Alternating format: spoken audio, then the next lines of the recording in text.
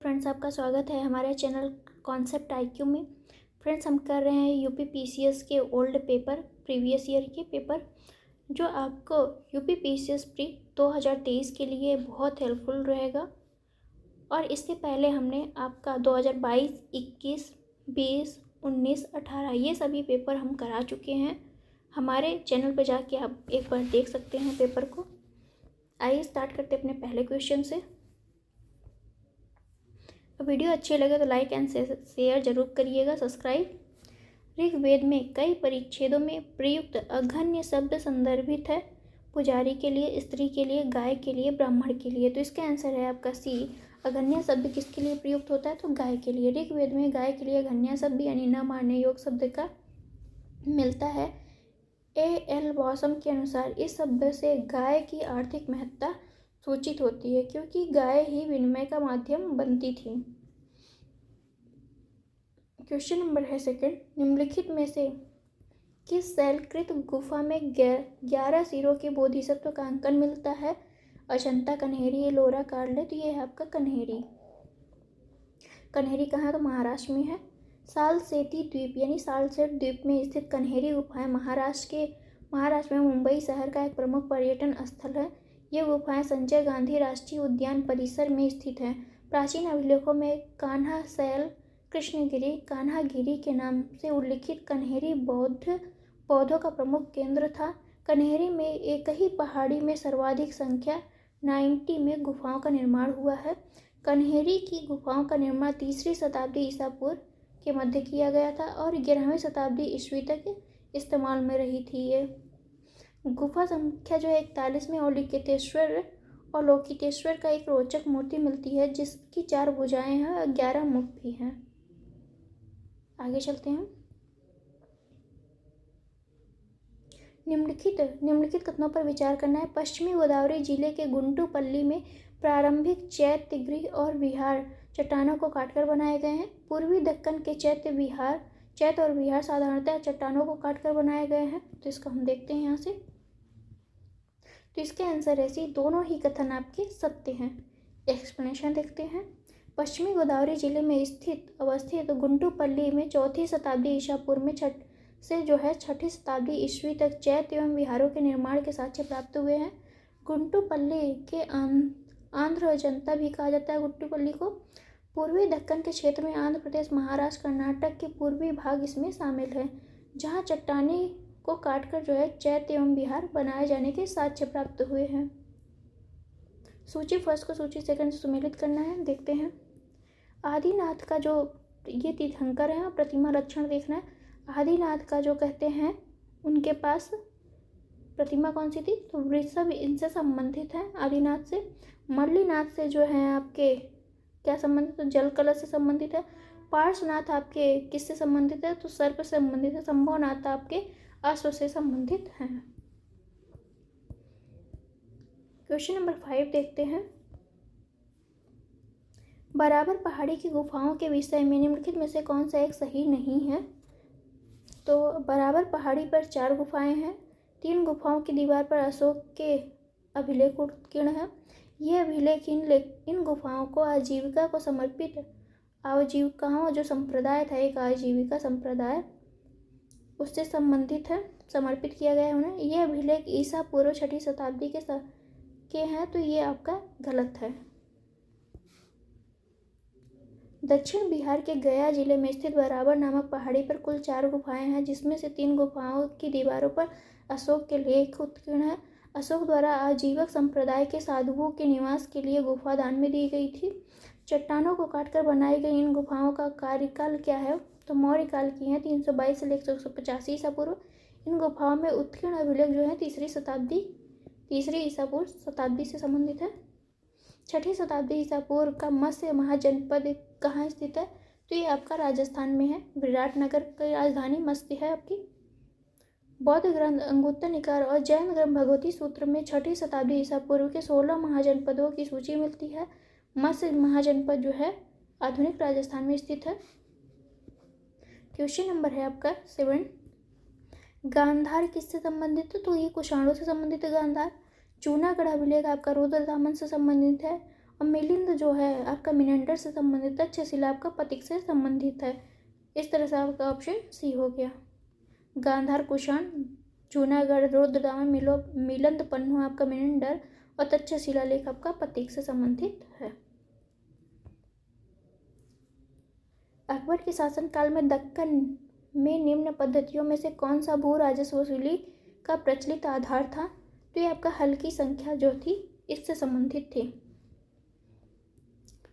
JN. सरकार की औरंगजेब का इतिहास में पृष्ठ संख्या 190 पर यह उल्लेख किया है कि अकबर के शासनकाल में उत्तर भारत में दीवान टोडरमल द्वारा भू राजस्व की वसूली व्यवस्थित पद्धति स्थापित की गई थी, लेकिन दक्कन में इस प्रकार की व्यवस्थित पद्धति का अभाव था।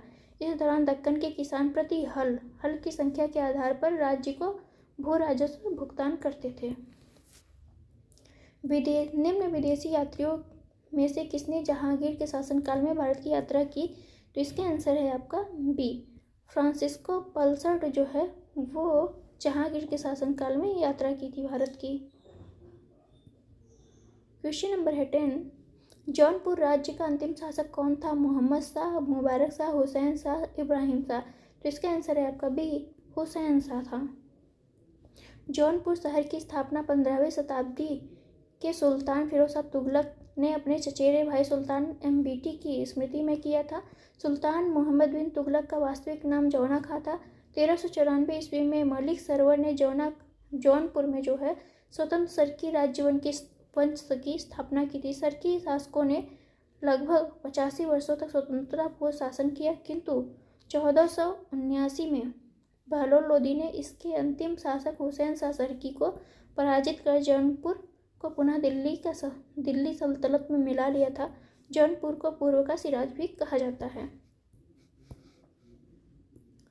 1303 में काकतीय शासकों की सेना ने निम्न में से किसकी सेना को वारंगल में परास्त किया? इल्तुतमिश, बलबन, अलाउद्दीन खिलजी और मोहम्मद बिन तुगलक। तो इसका आंसर है आपका सी, अलाउद्दीन खिलजी को।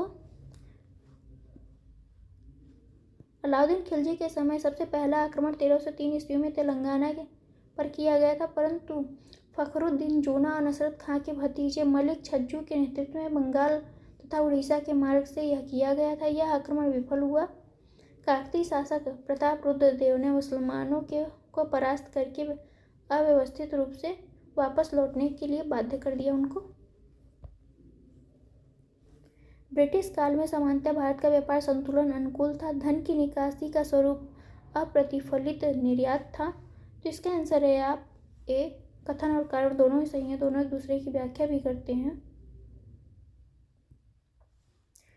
तो बहिर्गमन अथवा निकासी की राष्ट्रवादी परिभाषा का तात्पर्य था भारत से धन, संपत्ति एवं माल इंग्लैंड स्थानांतरण करना, जिसके बदले भारत को इसके समतुल्य कोई भी आर्थिक वाणिज्यिक प्रतिलाभ नहीं होता था। आगे देखते हैं हम। क्वेश्चन नंबर है हमारा 13, कौन सा है जो एक सही सुमेलित नहीं है? हेक्टर मुनरो जो है आपका बक्सर के युद्ध का नेतृत्व कर रहा था। लॉर्ड हेस्टिंग आपका अंग नेपाल युद्ध का, और वेलेस्ली जो है आपका चतुर्थ आंग्ल मैसूर युद्ध का। कॉर्नवालिस जो है आंग्ल मराठा तृतीय युद्ध का इसने नेतृत्व नहीं किया है, तो इसलिए इसका आंसर हो जाएगा आपका डी। अंग्रेजों तथा मराठों के मध्य 3 युद्ध हुए। प्रथम आंग्ल मराठा युद्ध 1775 से 82 में वारेन हेस्टिंग कंपनी का गवर्नर जनरल था। द्वितीय आंग्ल मराठा युद्ध 3 से 6 में के समय जो है वेलेस्ली गवर्नर था। और तीसरे आंग्ल मराठा युद्ध जो 1817-18 के समय हुआ उसमें लॉर्ड हेस्टिंग जो गवर्नर जनरल था। तीसरे आंग्ल मराठा युद्ध का विवरण पिंडारियों के विरुद्ध अंग्रेजों का अभियान था। कौन सा एक सही सुमेलित नहीं है? पाबना विद्रोह आपका हुआ था 1800। तो यहाँ पे जो है मैक्सिमम ऑप्शन आपके गलत दिए हुए हैं, तो हम यहाँ से देखते हैं। पाबना विद्रोह आपका 1873 में हुआ था। दक्कन किसान विद्रोह आपका 1875 में हुआ था। सन्यासी विद्रोह 1763 से 1800 वैसे होता है, दिया रहता है 1760 से लेके 1800 दिया रहता है। कोल विद्रोह आपका 1831-32 में हुआ था, जिसको जो है मूल्यांकन से बाहर कर दिया गया है प्रश्न को। निम्नलिखित में से किस समाज सुधारक ने 1826 के जूरी अधिनियम का घोर विरोध किया था? तो ये थे राजा राम मोहन राय ने जो है जूरी अधिनियम का घोर विरोध किया था, जो 1826 में आया था। 1826 ईस्वी में जूरी एक्ट पारित किया गया था, जिसके अंतर्गत न्यायालयों में धार्मिक आधार पर भेदभाव की शुरुआत हुई थी। इसके अंतर्गत यह प्रावधान था कि हिंदू तथा मुसलमानों के मामलों की सुनवाई किसी यूरोप तथा भारतीय ईसाई जजों द्वारा की जा सकती थी, किंतु किसी भी ईसाई, चाहे वह यूरोपीय हो अथवा भारतीय, की सुनवाई किसी भी हिंदू अथवा मुस्लिम न्यायाधीश द्वारा नहीं की जा सकती है। राजा राम मोहन राय ने इस भेदभाव का जोरदार विरोध किया था। निम्नलिखित में से किन स्थानों पर डचों ने अपने व्यापारिक अड्डे स्थापित किए थे? तो नागपट्टनम, चिनसुरा, मछलीपट्टनम, सूरत, भरूच, आगरा, कोचीन, अहमदाबाद, पटना। तो इन सभी जगह जो है डचों ने अपने व्यापारिक अड्डे स्थापित किए थे। स्वतंत्रता पूर्व भारत में निम्नलिखित में से किसने केंद्रीय विधानसभा में स्वराज दल का समर्थन किया था? M.A. जिन्ना, राजेंद्र प्रसाद, मौलाना अबुल कलाम आजाद, जवाहरलाल नेहरू। तो जिन्ना ने जो है स्वराज दल का समर्थन किया था। नवंबर 1923 में विधान परिषदों के चुनाव हुए। सेंट्रल लेजिस्लेटिव असेंबली 101 निर्वाचित सीटों में से 42 पर स्वराज पार्टी की जीत हुई थी। मध्य प्रांत में इन्हें स्पष्ट बहुमत प्राप्त था। बंगाल में ये सबसे बड़े दल के रूप में उभरे और बम्बई तथा संयुक्त प्रांत में भी इन्हें अच्छी सफलता मिली। मद्रास तथा पंजाब में जातिवाद और सांप्रदायिकता की लहर के कारण इन्हें खास सफलता नहीं मिली। सेंट्रल लेजिस्लेटिव असेंबली में स्वराजियों ने एक साझा राजनीतिक मोर्चा बनाया। इसमें जिन्ना के नेतृत्व में उनके सार्थक, उदारवादी एवं व्यक्तिगत रूप से कुछ विधायक जैसे मदन मोहन मालवीय शामिल थे। गोपाल कृष्ण गोखले ने किस वर्ष भारत में सेवक मंडल या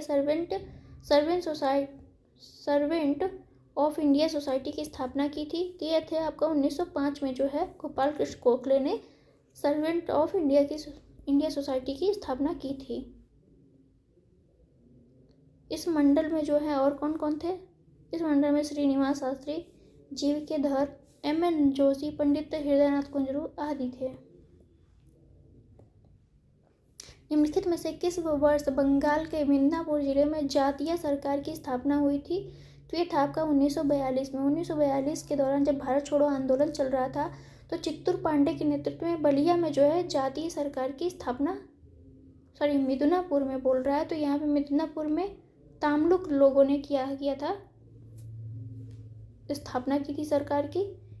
देखते हैं यहाँ पे भारत छोड़ो आंदोलन एक महत्वपूर्ण विशेषता बलिया में जो है तामलुक, जिसे मिदनापुर, सतारा सहित देश के कई स्थानों पर समानांतर सरकारों का स्थापना हुई थी। दिसंबर 1942 में बंगाल के मिदनापुर में सतीश सावंत के नेतृत्व में गठित जातीय सरकार जो है सितंबर 1944 तक चली थी। सरकार ने इन तूफान पीड़ितों के लिए सहायता कार्यक्रम प्रारंभ किए, स्कूलों के लिए अनुदान दिए, धनी लोगों का अतिरिक्त धन गरीबों में बांटा गया तथा सतत विद्रोह वाहिनी का गठन किया गया। निम्नलिखित में से किस केस की समस्त संसार में चर्चा हुई और अभियुक्तों के समर्थन में Albert Einstein, H.G. Wells, Harold Laski, Roosevelt ने सहानुभूतिपूर्ण टिप्पणियां की? INA मुकदमा, लाहौर षड्यंत्र केस, मेरठ षड्यंत्र केस, उपयुक्त में से कोई नहीं। तो इसका आंसर है आपका C, मेरठ षड्यंत्र केस की ये सभी लोग जो है इससे सहानुभूतिपूर्ण जुड़े हुए थे। 1929-33 के बीच हुए मेरठ षड्यंत्र मामले में 33 श्रमिक नेताओं पर जो है राजद्रोह का मुकदमा चलाया गया। इसकी समस्त चर्चा हुई और professor Einstein, H.G. Wells, Harold Laski, Romain रोला और रूजवेल्ट इसकी कटु आलोचना की। किसने ईस्ट इंडिया कंपनी के बारे में यह टिप्पणी की कि कंपनी एक असंगति है परंतु उस व्यवस्था का भाग है जहां सब कुछ असंगत है? तो देखते हैं इसका हम एक्सप्लेनेशन देख लेते हैं। थॉमस बेबिंगटन मैकाले, जिसे हम टीबी मैकाले को भारतीय इतिहास में लॉर्ड मैकाले के नाम से जानते हैं, 1834 से 1838 तक भारत की सुप्रीम काउंसिल में लॉ मेंबर था तथा लॉ कमिश्नर का प्रधान भी रहे थे। द इंडियन पीनल कोड की पांडुलिपि इन्होंने ही तैयार की थी। मैकाले ने अंग्रेजों को भारत की सरकारी भाषा तथा शिक्षा का माध्यम बनाने की पुरजोर वकालत की। अपने प्रसिद्ध लेख द मिनट में मैकाले की यह टिप्पणी है कि कंपनी एक असंगति है और असंगत हो उपयुक्त विकल्पों में जीबी मैकाले इससे इतर व्यक्ति हैं, अतः सभी कथन गलत हैं, इसलिए प्रश्न जो है मूल्यांकन से बाहर कर दिया गया है। क्वेश्चन नंबर है 22। नीचे दिए गए कूट का उपयोग करते हुए निम्नलिखित घटनाओं को सही कालानुक्रमानुसार व्यवस्थित करना है। रॉलेट एक्ट के विरुद्ध सत्याग्रह कब शुरू हुआ? चंपारण सत्याग्रह आपका 1917 में होता है। रॉलेट एक्ट जो होता है वो 1919 में होता है। खेड़ा किसान आंदोलन आपका 1918 में होता है। अहमदाबाद मिल आंदोलन ये भी 1918 में होता है। इस तरह से आपका आंसर हो जाएगा ए। सबसे पहले 2 आएगा, एक चंपारण सत्याग्रह, फिर आपका अहमदाबाद मिल आंदोलन, फिर उसके बाद आपका खेड़ा सत्याग्रह और सबसे लास्ट में आपका क्या आएगा? रॉलेट एक्ट के विरुद्ध। तो आगे देखते हैं। यहाँ पे चारों घटनाएं महात्मा गांधी के भारत वापसी 1915 के बाद की हैं। गांधी जी जुड़े थे इन सभी से। जनरल जबरन नील की खेती के विरोध में चंपारण सत्याग्रह 1917 में। अहमदाबाद जो है मिल आंदोलन आपका 1918 में मिल मालिकों और मजदूरों के बीच था प्लेग बोनस को लेके। और उसके बाद जो है आपका किसानों से फसल बर्बादी के बाद लगान वसूलने के विरोध में खेड़ा सत्याग्रह हुआ आपका 1918 में। फिर 1919 में क्रांतिकारी गतिविधियों को कुचलने के लिए बनाए गए रॉलेट एक्ट के विरुद्ध सत्याग्रह में गांधी जी सक्रिय भूमिका में रहे थे। सूची फर्स्ट को सूची सेकंड से सुमेलित करना है। कुछ ऑप्शन इस पेज में है तो कुछ उस पेज में, जिससे क्या होता है कंफर्म नहीं हो पाता कि क्या है। यहाँ से हम देख लेते हैं डायरेक्ट। वन अनुसंधान संस्थान आपका कहाँ है? देहरादून में। वन को अनुसंधान संस्थान कहाँ है? देहरादून में। भारतीय चारागाह एवं चारा अनुसंधान आपका संस्थान झांसी में। केंद्रीय शुष्क क्षेत्र अनुसंधान जोधपुर में। शुष्क राजस्थान का क्षेत्र है तो शुष्क समझ लीजिए यहाँ से। भारतीय कृषि अनुसंधान क्षेत्र आपका दिल्ली में है, नई दिल्ली में। क्वेश्चन नंबर है 24। कौन सा सही सुमेलित नहीं है? पर्वत, दर्रा और राज्य दिया हुआ है। सिपकिला दर्रा आपका जो है हिमाचल प्रदेश में है, यहीं से आपका सतलज नदी प्रवेश करती है भारत में। बॉमडिला दर्रा जो है आपका अरुणाचल प्रदेश में है, जो तिब्बत और सिक्किम के बीच में, मतलब अरुणाचल प्रदेश के बीच में है।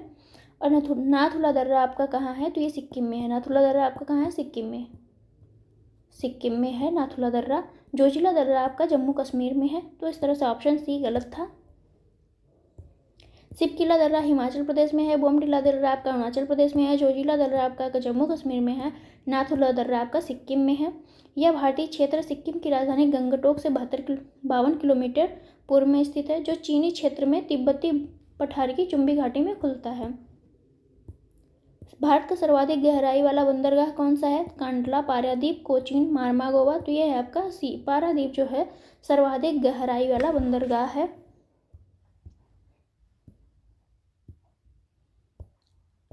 क्वेश्चन नंबर है 26। निम्न में से कौन सा विशालतम हिमनद है? सासानी, जेमो, गंगोत्री, सियाचिन। तो ये आपका सियाचिन जो है सबसे विशालतम आपका हिमनद है, जो कहाँ है? काराकोरम पर स्थित है। तो देखते हैं। ससाइनी जो है काराकोरम श्रेणी पर स्थित है। और गंगोत्री आपका उत्तराखंड में है। जेमो ग्लेशियर आपका सिक्किम में है। और सियाचिन ग्लेशियर जो है आपका काराकोरम में है, जो 76 किलोमीटर की लंबी है। क्वेश्चन नंबर है 27। निम्नलिखित लोहा और इस्पात कारखानों में कौन से कच्चे माल के क्षेत्र के समीप नहीं है? देखते हैं। जमशेदपुर, दुर्गापुर, राउरकेला, सलेम। तो ये आपका आंसर हो जाएगा डी। सलेम जो है लौह एवं इस्पात कारखाना है, लेकिन ये जो है कच्चे माल के क्षेत्र में स्थित नहीं है। लोहा एवं इस्पात उद्योग में इस्तेमाल किए जाने वाले मुख्य कच्चे सामग्रियों लौह अयस्क, कोयला, मैग्नीज, चूना पत्थर, सिल्क, क्रोमाइट, फेल्सपर, स्क्रैप लोहा इत्यादि शामिल हैं। ये सभी कच्चे माल इन 3 क्षेत्रों जमशेदपुर, राउरकेला, दुर्गापुर, छत्तीसगढ़ के आसपास उपलब्ध हैं। लौह इस्पात उद्योग कच्चे माल के क्षेत्र के समीप है, जबकि सलेम जो है इस्पात संयंत्र केंद्र के पास इन कच्चे माल की उपलब्धता नहीं है। मुख्य रूप से ईंधन के लिए कोयले हैं। आगे देखते हैं। उत्तर प्रदेश लोक सेवा आयोग द्वारा जारी संशोधित उत्तर पत्रक में इसका आंसर सी दिया गया है। तो इसका मतलब है आपका दुर्गापुर को बता रहा है और सभी आपके सुमेलित हैं। तो जो आयोग आंसर देगा वही आपको मानना है, अपने मन से नहीं मानना है कि कर्क रेखा निम्नलिखित में से किन राज्यों से होकर गुजरती है। सही उत्तर का चयन करना है। कर्क रेखा आपका सबसे पहले गुजरात से, फिर राजस्थान से, एमपी, झारखंड, छत्तीसगढ़ और पश्चिम बंगाल, त्रिपुरा, मिजोरम से। तो उत्तर प्रदेश से होकर नहीं गुजरती है कर्क रेखा। तो इस पूछ रहा है किससे होकर गुजरती है, तो ये फर्स्ट, सेकंड और फोर्थ कहाँ है आपका, तो फर्स्ट ये आंसर हो जाएगा ए नंबर। कर्क रेखा आपके 8 राज्यों से होकर गुजरती है, जिसमें गुजरात, राजस्थान, मध्य प्रदेश, छत्तीसगढ़, झारखंड, पश्चिम बंगाल, त्रिपुरा, मिजोरम है। कर्क रेखा जो है उत्तरी गोलार्ध में भूमध्य रेखा के समानांतर ग्लोब पर पश्चिम से पूर्व की ओर खींची गई रेखा काल्पनिक रेखा है, जो 23.5 डिग्री से होकर गुजरती है। मतलब इस कर्क रेखा को 23.5 डिग्री रेखा भी कहते हैं। निम्नलिखित पहाड़ियों का पश्चिम से पूर्व की क्रम में देखते हैं। तो सबसे पहले आपकी गारो पहाड़ी आती है, फिर खासी आती है, फिर जयंती आती है, सबसे लास्ट में आपका नागा पहाड़ी आती है। ये तीनों आपकी मेघालय में स्थित है, नागा पहाड़ी आपकी नागालैंड में स्थित है। कौन सा एक युग्म सही सुमेलित है, देखते हैं। इडुक्की जो है, इडुक्की तापीय संयंत्र है, तो ये जो है गलत है। सबरीगिरी आपका जल विद्युत परियोजना है, घाट प्रभाव की सिंचाई परियोजना है और रामगंगा आपका बहुउद्देशीय परियोजना है। तो ये तीनों तो सुमेलित हैं, इसलिए आपका आंसर हो जाएगा ए।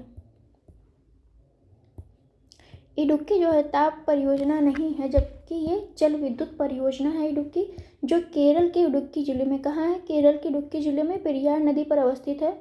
सबरीगिरी जल विद्युत परियोजना केरल राज्य में स्थित है। घाट प्रभा सिंचाई परियोजना और रामगंगा बहुउद्देशीय परियोजना नदी घाटी है। यहाँ भी हम देखते हैं डायरेक्ट आंसर से। दूध सागर आपका मांडवी नदी पर है, कर्नाटक एवं गोवा के समीप है। दूध सागर जलप्रपात आपका मांडवी नदी पर। डुडुमा आपका मचकुंद नदी पर है, जो कोरापुट उड़ीसा में है। गोकाक आपका जो है गोकाट जलप्रपात आपका घाट प्रभा नदी पर है, जो कर्नाटक में है। जोग जलप्रपात आपका शरावती नदी पर कर्नाटक में है। निम्नलिखित साल क्रमों में कौन भारत का 90% से अधिक कोयला प्रदान करता है, तो ये आपका गोंडवाना लैंड है, जो गोंडवाना क्रम की चट्टानें हैं, जहाँ से हम 90% से अधिक 90% से अधिक जो है कोयला प्राप्त कर सकते हैं। यहाँ 98 होगा, 98% से भी अधिक गोंडवाना क्रम की चट्टानों से ही हमें कोयला मिलता है। गोंडवाना कोयला तीन भूवैज्ञानिक शैलों करहर बारिश, ऊपरी सकारियन, बराकर, रानीगंज से संबंधित है। भारत के 113 कोयला क्षेत्रों में 80 निचले गोंडवाना काल से संबंधित है। देश के 90% से अधिक कोयला भंडार और उत्पादन में गोंडवाना कोयला का योगदान है।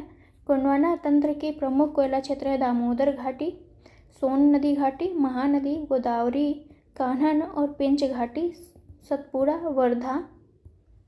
वर्धा घाटी, राजमहल पहाड़ी। पश्चिम बंगाल का रानीगंज कोयला क्षेत्र ऊपरी दामोदर घाटी में स्थित है, जो देश का सबसे बड़ा कोयला क्षेत्र है।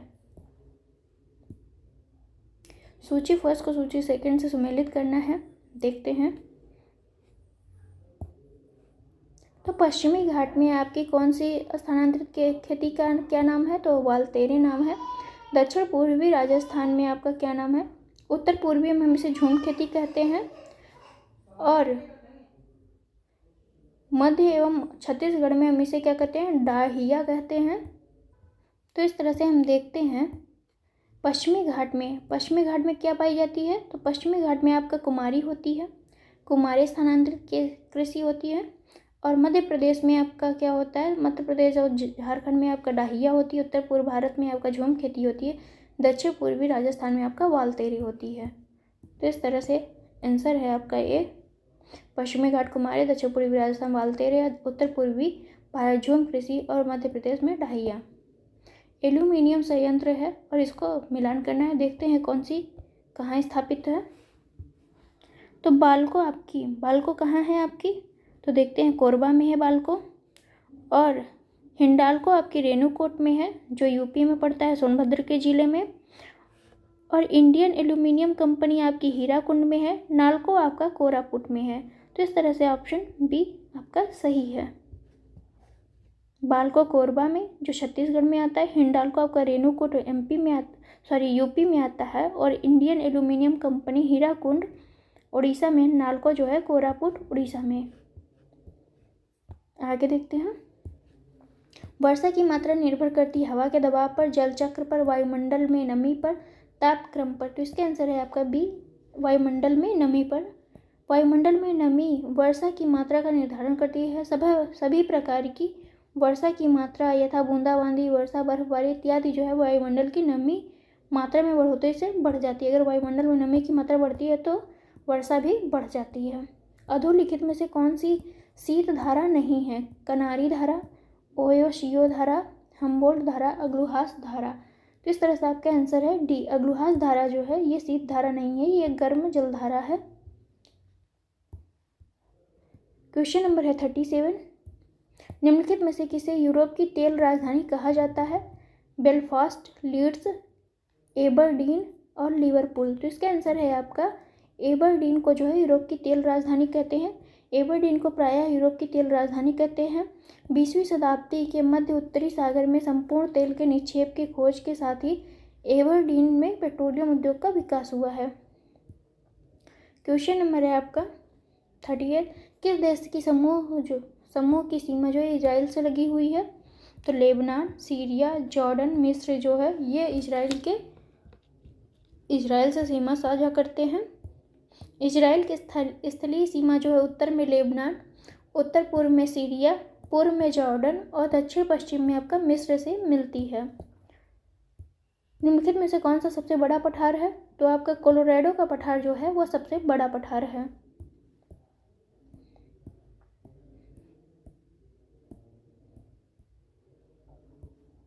Question number 40। लाल सागर एक उदाहरण है ज्वालामुखी घाटी का, अपर्दित घाटी का, अच्छी घाटी का, यू आकार की घाटी का। तो इसका आंसर है आपका अच्छी घाटी का, द्रोणी का जो है लाल सागर उदाहरण है।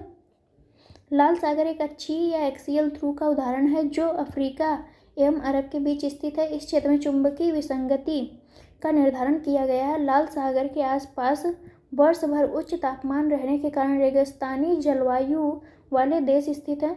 इसके किनारे जिद्दा, हेजाज, मिस्र, पोर्ट सुडान, स्वेज तथा अकाबा आदि नगर स्थित हैं। उत्तरी अफ्रीका तथा यूरोप का एशिया देशों से स्वेज नहर द्वारा संबंध होने के कारण इसकी व्यापारिक महत्ता बहुत बढ़ गई है।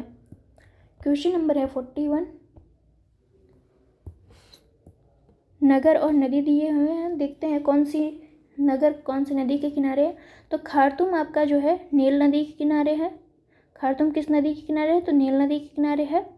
और ब्राजोवेले आपका जो है जैरे नदी के किनारे है। रोटरडम आपका जो है राइन नदी के किनारे है। पेरिस आपका सेन नदी के किनारे है। इस तरह से आपका ऑप्शन हो जाएगा ए। क्वेश्चन नंबर है 42। निम्नलिखित में से कौन सी नहर दक्षिण जर्मनी में आंतरिक जलमार्ग के रूप में प्रयोग की जाती है? तो ये आपका सी ऑप्शन लुडविग्स नहर जो है वो दक्षिण जर्मनी में आंतरिक जलमार्ग के रूप में प्रयोग की जाती है। क्वेश्चन नंबर है 43। ब्राज़ील में विशाल कहवा बागानों को क्या कहा जाता है? तो इसे फजेंडा कहा जाता है। ब्राज़ील में जो है फजेंडा एक प्रकार का बागान है, कहवा का बागान। कहवा का उत्पादन किया जाता है यहाँ पे। ब्राज़ील में कहवा का उत्पादन दक्षिण पूर्वी क्षेत्रों में किया जाता है। औपनिवेशिक काल में ब्राज़ील के उत्तर पूर्वी क्षेत्रों के जो है फजेंडा में चीनी का उत्पादन होता था। क्वेश्चन नंबर है 44। कौन सा एक सही सुमेलित नहीं है? गिनी बिसाऊ आपका बिसाऊ में है। ताइवान में जो है ताइपेई है। निकारागुआ का जो है कौन सा स्थित है? तो मानागुआ का संबंध जो है निकारागुआ से है। मालदीव का संबंध जो है आपका ये किससे है? माले से है। और मालवो जो है वो इक्वेटोरियल गिनी की राजधानी है। तो गिनी बिसाऊ का आपका राजधानी बिसाऊ है। ताइवान का ताइपेई है और निकारागुआ का मानागुआ है। तो इस तरह से ऑप्शन आपका डी सही नहीं है। हवा में तैरते हुए श्वसनीय सूक्ष्म कणों का आकार होता है कितना होता है, तो 5 माइक्रोन से कम होता है। जो हवा में तैरते हुए सूक्ष्म कण होते हैं उनका जो वो होता है तो 5 माइक्रोन से कम होते हैं। श्वसनीय सूक्ष्म कण वे कण होते हैं जो कम से कम इतने छोटे हों कि श्वसन के दौरान फेफड़ों में प्रवेश कर सकें। 5 माइक्रोन से छोटे हवा में तैरते सूक्ष्म कण जो है नासिका झिल्ली द्वारा रोके नहीं जा सकते हैं। परिणाम स्वरूप यह श्वसन द्वारा फेफड़े में पहुंच जाते हैं और विभिन्न रोगों का कारण बनते हैं। 5 माइक्रोन से बड़े निलंबित कण जो होते हैं नासिका झिल्ली द्वारा रोक लिए जाते हैं और फेफड़ों तक नहीं पहुंच पाते हैं। क्वेश्चन नंबर है 46। भारत में जलवायु परिवर्तन से सामाजिक तनाव बढ़ रहा है। मौसम की चरम दशा में बारंबारता एवं तीव्रता से खाद्य सुरक्षा पर गंभीर प्रभाव पड़ रहा है। तो इसका आंसर है आपका ए। कथन और कारण दोनों ही सही है, दोनों एक दूसरे की व्याख्या भी कर रहे हैं। क्वेश्चन नंबर है 47। निम्नलिखित में से कौन सा भारत में स्थापित प्रथम राष्ट्रीय उद्यान है? तो आपका चंदौली जो है राष्ट्रीय उद्यान, जिम कॉर्बेट राष्ट्रीय उद्यान और गिर वन राष्ट्रीय उद्यान, दुधवा राष्ट्रीय उद्यान। तो इसका आंसर है आपका बी। जिम कॉर्बेट राष्ट्रीय उद्यान जो है वो भारत का प्रथम राष्ट्रीय उद्यान है। और यूपी का पहला राष्ट्रीय उद्यान कौन था? तो चंदौली जो है राष्ट्रीय उद्यान वो यूपी का पहला राष्ट्रीय उद्यान है। तो भारत के प्रथम राष्ट्रीय उद्यान की स्थापना 1936 में हैले राष्ट्रीय उद्यान के रूप में हुई थी। यह राष्ट्रीय उद्यान अब जिम कॉर्बेट राष्ट्रीय उद्यान के नाम से लोकप्रिय है। क्वेश्चन नंबर है 48। अधोलिखित में से कौन सा जीव से जैवमंडल तक जैविक संगठन का सही क्रम है? तो इसका आंसर है आपका सी। जब जनसंख्या जो होती है ढेर सारी जनसंख्या से मिलकर समुदाय बनता है। और समुदाय जब 2-3 समुदाय 4 समुदाय या इससे अधिक हो जाते हैं तो उससे पारिस्थितिकी तंत्र बनता है। और जब बहुत सारे पारिस्थितिकी तंत्र मिलकर भूदृश्य बनाते हैं। तो इस तरह से आपका आंसर हो जाएगा सी आंसर आपका सही है।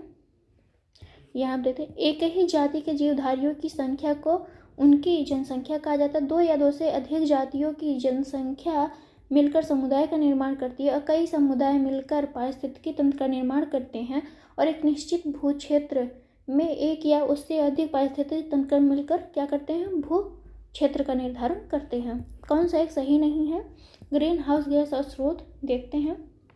कार्बन डाइऑक्साइड का जो स्रोत है वो थर्मल पावर स्टेशन है, जहाँ तापीय विद्युत गृह है उससे सबसे ज़्यादा कार्बन डाइऑक्साइड निकलती है। और जो क्लोरोफ्लोरोकार्बन है वो आपके फ्रिज और जैसे क्या कह सकते हैं, फ्रिज हो गया आपका, जहाँ से सबसे ज़्यादा आप एसी का यूज़ करते हैं वहाँ से सबसे ज़्यादा आपका क्लोरोफ्लोरोकार्बन निकलती है। नाइट्रस ऑक्साइड आपका जलमग्न धान के क्षेत्र से निकलता है। सल्फर डाइऑक्साइड आपका ईंट के भट्ठे से निकलता है। तो इस तरह से आपका आंसर हो जाएगा बी ऑप्शन सही नहीं है। देखते हैं क्लोरोफ्लोरोकार्बन जो है फ्लोरीन और ऑक्सीजन से बना मानव निर्मित गैसीय व द्रवीय पदार्थ है जो रेफ्रिजरेटर या क्या कहते हैं एसी वातानुकूलित यंत्रों में शीत कारक के रूप में प्रयोग किया जाता है। वायुमंडल में उपस्थित ओजोन के क्षरण का कारण जो है क्लोरोफ्लोरोकार्बन एक प्रमुख कारण है। क्वेश्चन नंबर हम 50 देखते हैं। हरित गृह प्रभाव से वातावरण में निम्नलिखित में से कौन सा परिवर्तन होता है? तो वायुमंडल में कार्बन डाइऑक्साइड की सांद्रता बढ़ जाती है, वायुमंडल में आर्द्रता बढ़ जाती है, या जीवधारियों की संख्या बढ़ जाती है, वायु की गति बढ़ जाती है। तो इसका आंसर हम देखते हैं यहाँ से। पृथ्वी के वातावरण में विद्यमान हरित गृह गैसें एक ऐसे आवरण की तरह व्यवहार करती है जिसमें जो है सूर्य से आने वाली लघु तरंग विकिरण तो प्रवाहित हो सकती है, परंतु पृथ्वी से वापस जाने वाला दीर्घ तरंग विकिरण इसे पार नहीं कर पाता है। इस तरह जो है पृथ्वी के वातावरण का तापमान बढ़ जाता है। इसी प्रक्रिया को जो क्या कहते हैं? ग्रीन हाउस इफेक्ट कहते हैं। वायुमंडल में कार्बन डाइऑक्साइड की सांद्रता में वृद्धि से जो है आपका हरित गृह प्रभाव पर सकारात्मक प्रभाव पड़ता है, परंतु हरित गृह प्रभाव से कार्बन डाइऑक्साइड के सांद्रण में किसी सार्थक वृद्धि का प्रमाण नहीं हुआ है, इसलिए ए ऑप्शन आपका गलत है। जल वाष्प एक प्रमुख हरित गृह गैस है। इसका हरित गृह प्रभाव में सर्वाधिक योगदान या सार्थक योगदान होता है, परंतु यह हरितगृह प्रभाव की तीव्रता से भी प्रभावित होती है। हरितगृह प्रभाव जो वातावरण को गर्म करता है से वाष्पीकरण की प्रक्रिया तीव्र होती है, जो वायु में आर्द्रता की मात्रा को बढ़ा देती है। तो बी ऑप्शन आपका सही है। इस तरह से बी और डी दोनों को ही सही माना गया है। लोक सेवा आयोग ने इसे मूल्यांकन से बाहर कर दिया है। सबके लिए सतत ऊर्जा दशक पहल कब किसने शुरू की है? तो संयुक्त राष्ट्र संघ ने शुरू की है इसे। नवीकरणीय ऊर्जा ऊर्जा का वह रूप है जो न तो प्रदूषण कारक है और न ही इसका प्राकृतिक संसाधनों पर विपरीत प्रभाव पड़ता है। वैश्विक स्तर पर स्वीकृत 17 सतत विकास लक्ष्यों में 7वें लक्ष्य के रूप में 2030 तक वैश्विक ऊर्जा में नवीकरणीय ऊर्जा की हिस्सेदारी बढ़ाने तथा सस्ती, विश्वसनीय एवं आधुनिक ऊर्जा सेवाओं तक सार्वभौम पहुंच जो है सुनिश्चित करने की बात कही गई है। संयुक्त राष्ट्र संघ द्वारा 2014 से 24 तक के दशक को जो है सभी के लिए सतत ऊर्जा का दशक घोषित किया गया है। कौन सा एक सही सुमेलित नहीं है? प्रदूषक और होने वाली बीमारी है। पारस से कौन सी रोग होती है?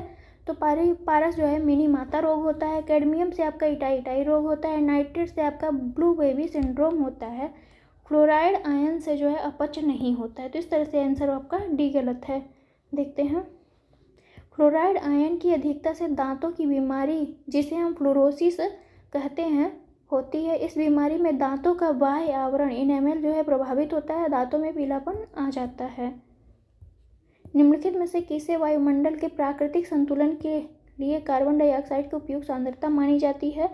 तो इसका आंसर है आपका बी। 0 वायुमंडल में जो कार्बन पाई जाती है वो कितना है? 0.03% पाई जाती है।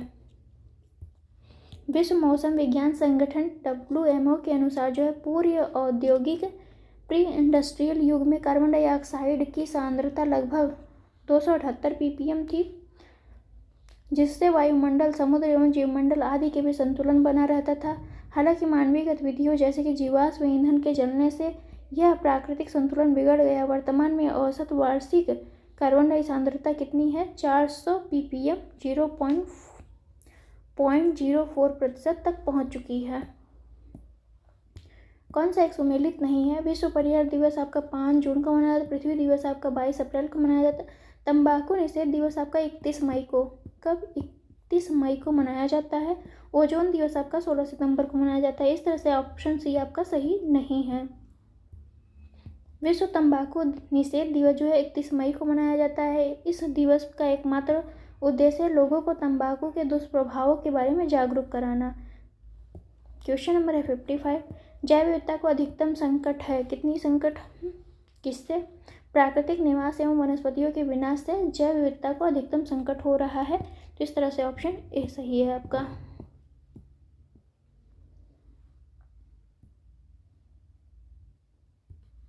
प्राकृतिक निवास एवं वनस्पतियों के विनाश से जैव विविधता को अधिकतम संकट उत्पन्न होता है। अनेक वैज्ञानिक अध्ययन से इस बात की पुष्टि हुई कि प्राकृतिक निवास एवं वनस्पतियों के विनाश से बड़ी मात्रा में जैव विविधता का ह्रास होता है। क्वेश्चन नंबर है 56। कौन से जलवायु परिवर्तन के प्रमुख कारक हैं? जीवाश्मिक ईंधन का अधिकाधिक प्रज्वलन, तेल चालित स्वचालित की संख्या विस्फोटन, सौरधधक में वृद्धि, अत्यधिक वनोन्मूलन। सही उत्तर का चयन करना है। तो इसका आंसर है आपका बी। 1, 2, 4 जो है सही आंसर है। जलवायु परिवर्तन के 2 प्रमुख कारक हैं, जैसे कार्बन उत्सर्जन में वृद्धि वाले कारक तथा कार्बन अवशोषण में कमी वाले कारक। कार्बन उत्सर्जन में वृद्धि वाले कारणों में जीवाश्म ईंधनों का अत्यधिक प्रज्वलन, तेल चलने वाले वाहनों की संख्या में अत्यधिक वृद्धि, जबकि अत्यधिक वनोन्मूलन से कार्बन अवशोषण की दर में कमी आ रही है। वायुमंडल में कार्बन सांद्रता बढ़ रहा है, जो हरित गृह प्रभाव में वृद्धि कर जलवायु को प्रभावित कर रहा है। नासा एवं अन्य अध्ययन सौरधधक में वृद्धि को जलवायु परिवर्तन का प्रमुख कारण नहीं मानते हैं। कौन सा सुमेलित नहीं है? नीलहरित शैवाल जो है धान की खेत में मिलते हैं, बिल्कुल। राइजोबियम लेग्यूमिनेनी सीरम जो है मटर में। एजोटोबैक्टर से आपका गेहूं में संबंध है। ओजोला का आपका मग्गा से संबंध नहीं है। ओजोला का आपका किससे संबंध है? तो ये आपका एक तरह के ये शैवाल हैं एजोला। इस तरह से आपका आंसर डी गलत है। देखते हैं किससे संबंधित है एजोला का। एजोला एनाबीना नॉस्टॉक और नीलहरित शैवाल आदि धान की फसल में नाइट्रोजन स्थिरीकरण को बढ़ावा देते हैं, मतलब नाइट्रोजन स्थिरीकरण से एजोला का संबंध है। ये जैव उर्वरक की तरह कार्य करते हैं। राइजोबियम लेग्यूमिनेसेरम मटर जो है पाइसम सेटावियम की फसल में, जबकि एजोटोबैक्टर जो है गेहूं की फसल में नाइट्रोजन स्थिरीकरण का कारण करता है। एजोला जो है मक्का की फसल में नाइट्रोजन स्थिरीकरण कारक के रूप में प्रयुक्त नहीं होता है, वो धान के खेत में होते हैं। निम्नलिखित में से किस पारिस्थितिकी तंत्र में पौधों का जैविक पदार्थ अधिकतम है? तो यह आपका उष्णकटिबंधीय वर्षा वन में जो है पौधों का जैविक पदार्थ अधिकतम होता है। उष्णकटिबंधीय वर्षा वन यह बायोम भूमध्य रेखा के निकट और 10 डिग्री उत्तरी एवं 10 डिग्री दक्षिणी अक्षांशों तक विस्तृत है। यह विश्व का सबसे बड़ा बायोम है जो पृथ्वी के धरातल का लगभग 8% भाग घेरे हुए है। यह बायोम पृथ्वी के आधे से अधिक वनस्पति तथा प्राणी जात को संजोए हुए है। तो फ्रेंड्स हम आगे चलते हैं, क्योंकि अब इसका कोई इम्पोर्टेंट बहुत नहीं है। जो इम्पोर्टेंट होगा उतना हम आपको बता देंगे। यहाँ पे देखते हैं, भारत सरकार ने वन संरक्षण अधिनियम किस वर्ष पारित किया है या अधिनियमित किया? तो वन संरक्षण अधिनियम 1980 में आता है। और जो पर्यावरण संरक्षण अधिनियम है, पर्यावरण संरक्षण अधिनियम वो कब आता है? तो वो आपका आता है 1986 में। वन्य जीव संरक्षण अधिनियम 1972 में। ये तीनों आपको याद होने चाहिए। तो 25 अक्टूबर 1980 को ये अधिनियमित किया जाता है।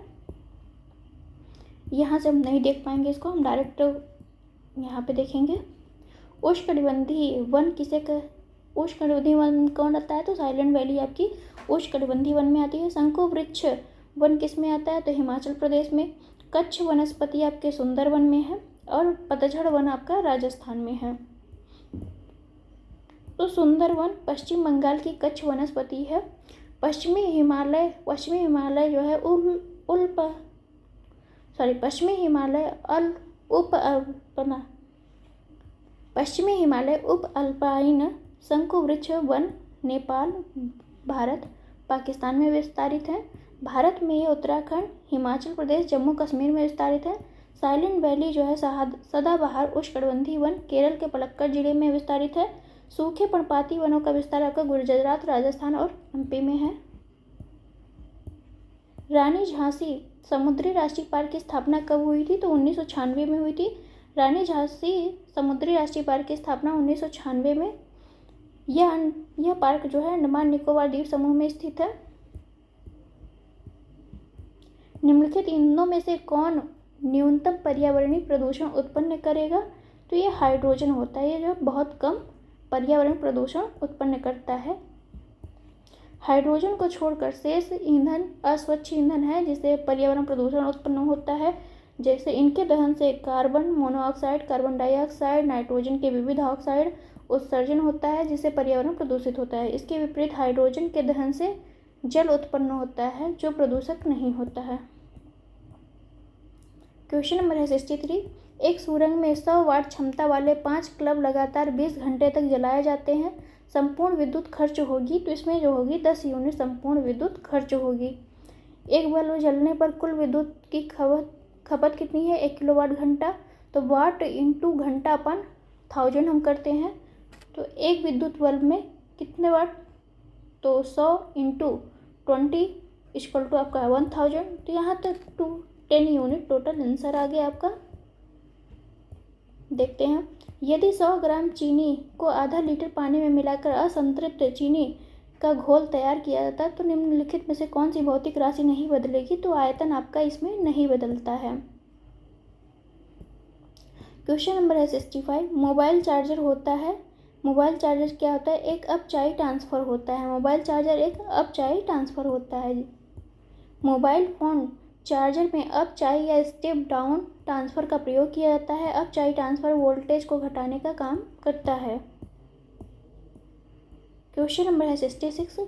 एक कटा हुआ हीरा जगमगाहट के साथ चमकता है, तो ये है पूर्ण आंतरिक परावर्तन के कारण जो है जगमगाहट के साथ चमकता है एक कटा हुआ हीरा।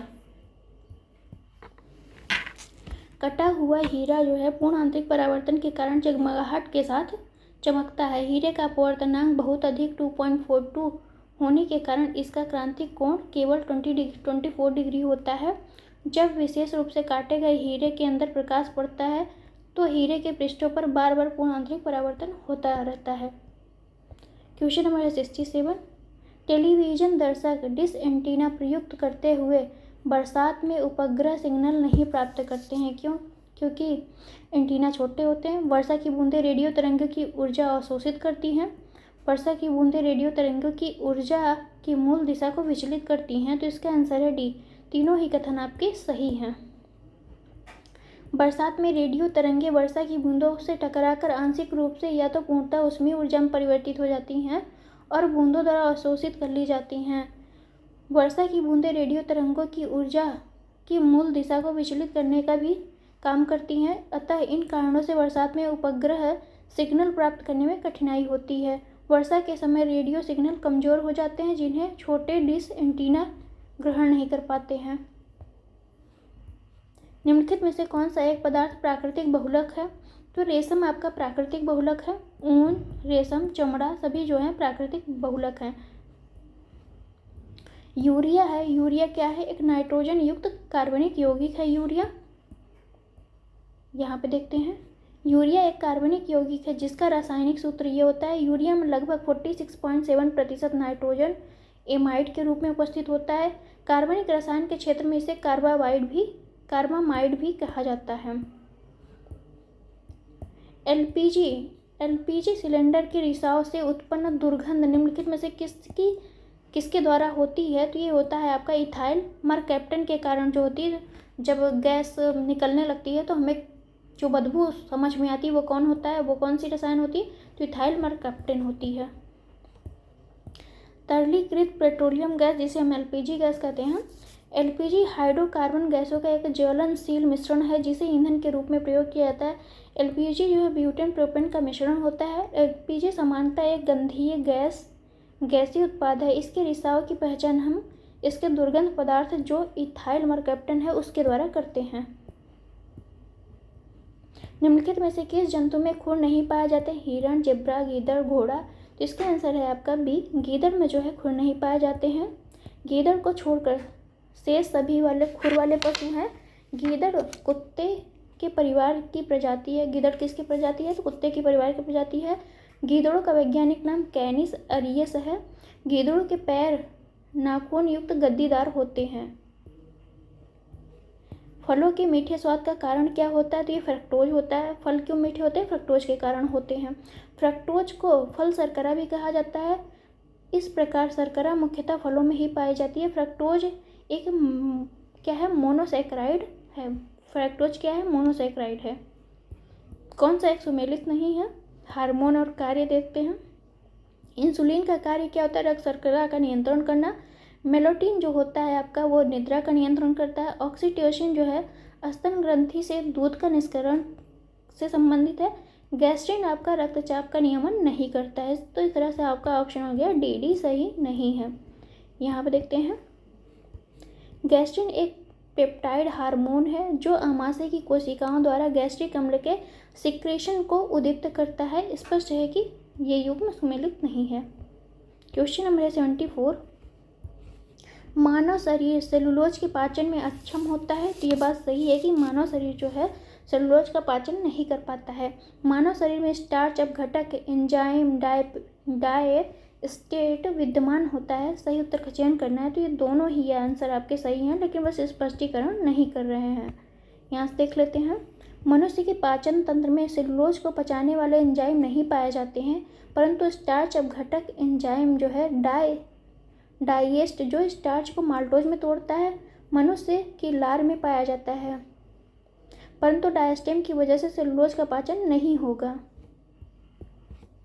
70 नंबर 5 है, सुई चुभाने पर निम्नलिखित अंगों में से दर्द महसूस नहीं करेगा। कौन सा अंग है जो दर्द महसूस नहीं करता है? तो मस्तिष्क आपका है जो दर्द महसूस नहीं करता है अगर सुई चुभाए तो। सुई चुभाने पर मस्तिष्क दर्द महसूस नहीं करेगा। मस्तिष्क में दर्द ग्राहिकाओं का अभाव होता है। आयोडीन की कमी से होता है। आयोडीन की कमी से आपका घेंघा रोग होता है। थायराइड हार्मोन के उत्पादन के लिए आयोडीन नामक तत्व आवश्यक होता है शरीर में। आयोडीन की कमी से थायराइड ग्रंथि में वृद्धि हो जाती है। आयोडीन की कमी से घेंघा रोग हो जाता है। निम्नलिखित में से कौन सा कार्बनिक अम्ल अंगूर, इमली तथा केला में प्रचुर मात्रा में विद्यमान रहता है? तो यह है आपका डी। टार्टरिक अम्ल जो होता है अंगूर, इमली, केला में विद्यमान रहता है। निम्नलिखित में से किसका मस्तिष्क उसके शरीर के अनुपात में सबसे बड़ा होता है? तो यह होता है चींटी। चींटी का मस्तिष्क जो होता है उसके शरीर के अनुपात में बड़ा होता है। दिए गए विकल्पों में चींटी का मस्तिष्क जो है उसके शरीर के अनुपात में बड़ा होता है। पित्ताशय में उपस्थित पत्थर निम्नलिखित में से किसका पाचन प्रभावित करता है? तो इसका आंसर है बी। वसा के पाचन को प्रभावित करता है पित्ताशय। पित्ताशय जो है यकृत में उत्पन्न पित्त का भंडारण करता है। पित्ताशय के अंदर पित्त अवयव के संघनन से बना हुआ रवाकृत जमाव ही पित्त की पथरी है। पित्त की पथरी वसा युक्त भोजन के पाचन में समस्या उत्पन्न कर सकती है। निम्नलिखित में से कौन सा एक आनुवांशिक रोग नहीं है? रतौंधी, हीमोफीलिया, रंजकहीनता, वर्णांधता। तो इसका आंसर है आपका ए। रतौंधी जो है आनुवांशिक रोग नहीं है और सभी जो है आपके आनुवांशिक रोग हैं। रंजकहीनता एक आनुवांशिक रोग है जिसमें त्वचा, बालों तथा आंखों में मेलानिन नामक रंजन या पिगमेंट आंशिक रूप से या पूर्ण रूप से अनुपस्थित होता है। अधिक रक्तस्राव या हीमोफीलिया एक आनुवांशिक लिंग संलग्न रोग है। इसका देखो हीमोफीलिया का ये नाम आप लोग इम्पॉर्टेंट है, याद रखिएगा।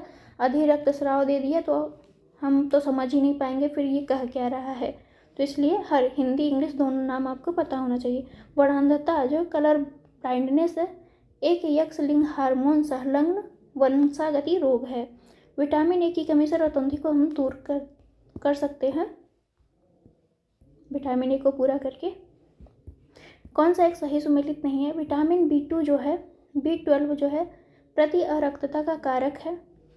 विटामिन सी जो है प्रति स्कर्वी का कारक है। विटामिन डी आपका वंध्यता कारक है। तो ये आपका गलत है कि विटामिन डी इससे संबंधित नहीं है। विटामिन के जो है प्रति रक्तस्रावी कारक है, तो ये बात सही है। देखते हैं विटामिन ई का जो है कारक आपका विटामिन डी, वंध्यता का कारक कौन है आपका? तो विटामिन ई है। विटामिन ई है। विटामिन डी का रासायनिक नाम जो है कैल्सीफेरॉल होता है और इससे क्या होता है विटामिन डी की कमी से ऑस्टियोपोरोसिस रोग होता है। क्वेश्चन नंबर है 82। देखते हैं, मिलाते हैं सूची फर्स्ट को सूची सेकंड से। उत्पाद और स्रोत दिया हुआ है। अफीम कहाँ से प्राप्त की जाती है? तो अफीम जो है फल से प्राप्त की जाती है। हींग आपका कहाँ से प्राप्त किया जाता है? तो हींग जड़ से प्राप्त किया जाता है। और रबर आपका तना से प्राप्त करते हैं। कुनैन आपका छाल से प्राप्त करते हैं। इस तरह से आपका आंसर हो गया बी। यहाँ से देख भी सकते हैं। कृत्रिम उपग्रह से सुस्पष्टता से केंद्र ट्रैक किया जा सकता है। कृत्रिम उपग्रह पृथ्वी से सुस्पष्टता से ट्रैक किया जा सकता है, तो डॉपलर प्रभाव के द्वारा जो है इसे ट्रैक किया जा सकता है। कृत्रिम उपग्रह पृथ्वी से डॉपलर ट्रैकिंग द्वारा सुस्पष्टता से ट्रैक किया जा सकता है। यह ट्रैकिंग ट्रांसमीटर व रिसीवर की सहायता से की जाती है। डॉपलर प्रभाव की मदद से सुस्पष्टता से यह ट्रैकिंग संभव है। लोकसभा का अधिवेशन गठित करने हेतु गणपूर्ति कोरम कितना होना चाहिए? तो कोरम आपका 1/10 भाग होना चाहिए, 1/10। तो इसके आंसर हो जाएगा बी। सदन के सदस्यों की कुल संख्या का 10वां भाग होना चाहिए।